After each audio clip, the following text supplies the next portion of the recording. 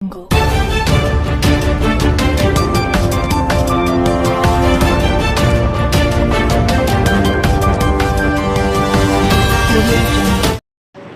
Times of Gujarat ન્યૂઝમાં આપનું હાર્દિક સ્વાગત છે।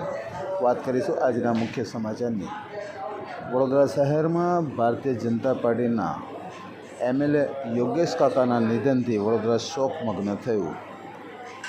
8 ટર્મ સતત ચૂંટાયેલ એવા ધારાસભ્ય શ્રી યોગેશ કાકા પટેલનું નિધન થતાં વડોદરા શહેર શોકમાં ડૂબ્યું હતું, જેઓની આજે અંતિમ યાત્રા ખાસવાડી સ્મશાન ખાતે લઈ જવામાં આવી હતી, જેમાં સમગ્ર રાજકારણીઓ આ અંતિમ યાત્રામાં જોડાયા હતા।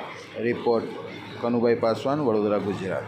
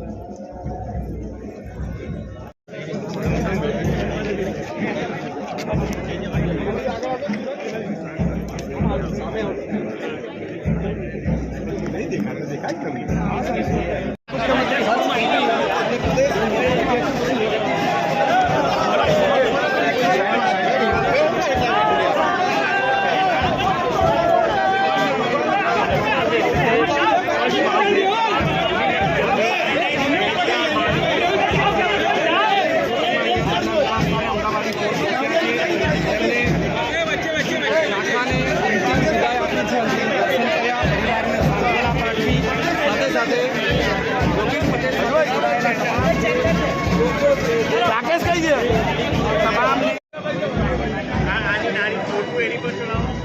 રાકેશ કઈ છે રાકેશ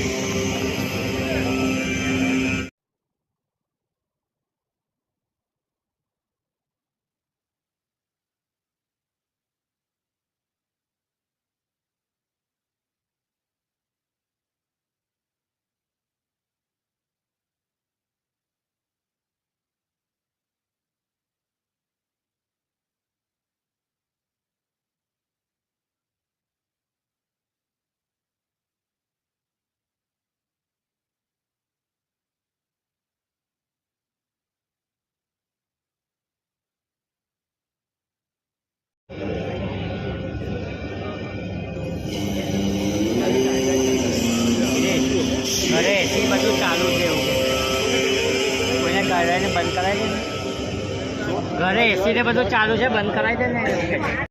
યોગેશ કાકા માટે શું કહેવાશું?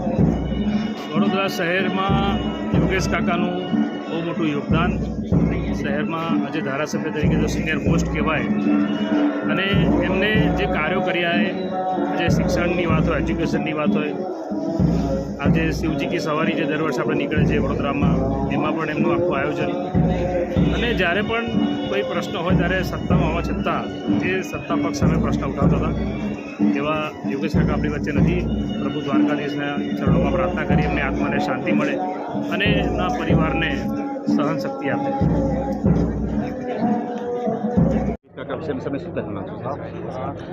યોગેશ કાકા વિશે જેટલા પણ શબ્દો બોલવી એટલા ઓછા છે। આજે ખૂબ જ દુઃખદ દિવસ છે, કારણ કે યોગેશ કાકાએ નાનામાં નાના વ્યક્તિના ન્યાય માટે, હિત માટે લડ્યા છે। પોતે હંમેશા લોકોની વચ્ચે રહેતા। વડોદરા શહેર જિલ્લાને યોગેશ કાકાની એટલી મોટી ખોટ છે, કારણ કે યોગેશ કાકાએ શિવજીની સવારી હોય, સુવર્ણજડિત શિવજીની પ્રતિમા હોય, બડે ગણેશ હોય, કાકા એટલી બધી વસ્તુ વડોદરાને આપીને ગયા છે કે લોકો એમને આજીવન યાદ રાખશે। અને આ ખોટ વડોદરા શહેર જિલ્લામાં ક્યારેય પૂરાય નહીં એવી મોટી ખોટ આજના દિવસે પડી છે. હું ભગવાનને પ્રાર્થના કરું છું કે યોગેશ કાકાના આત્માને સદગતિ અને શાંતિ આપે અને એમના પરિવાર ઉપર આવી પડેલી આ દુઃખની ઘડી સહન કરવાની ભગવાન શક્તિ આપે એવી આજના દિવસે પ્રભુ ચરણોમાં પ્રાર્થના કરું છું.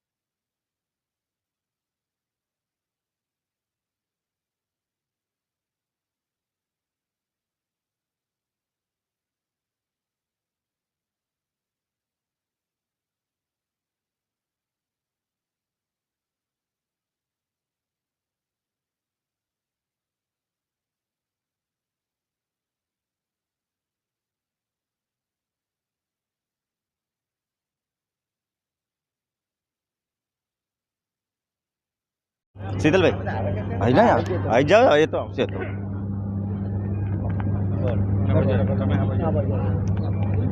શું કહેશો આજે અંતિમ યાત્રા?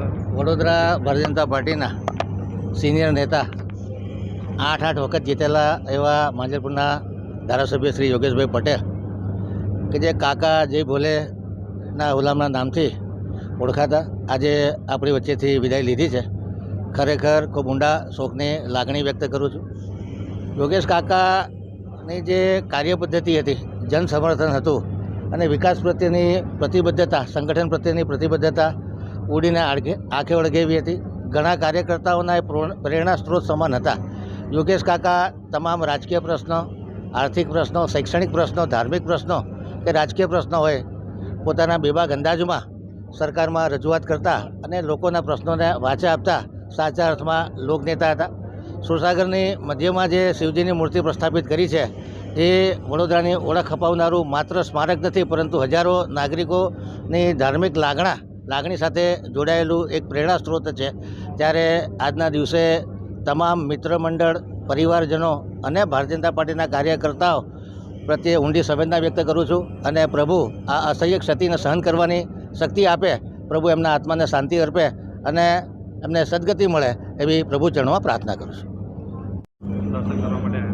વડોદરા શહેરમાં અને આખા ગુજરાત રાજ્યમાં એક જ માત્ર એવા કોઈ ધારાસભ્ય હતા જે પ્રખર શિવભક્ત હતા અને પક્ષપાતની ઉપર ઉઠીને જેને વડોદરા શહેરના નાગરિક, તમે જોઈ શકો બધા ધારાસભ્ય આપણે કહી શકીએ કે આ પક્ષના પેલા પક્ષના, પણ શહેરના કોઈ વ્યક્તિ હતા એવા એક અમારા યોગેશ કાકા હતા. દરેક લોકોને એક સાથે રાખતા હતા અને દરેક જગ્યા પર શિવનગરી અમારા વડોદરાને ઘણું બધું આપીને આજે જ્યારે જઈ રહ્યા છે તો એક દુઃખની આજે એ અનુભવીએ છે.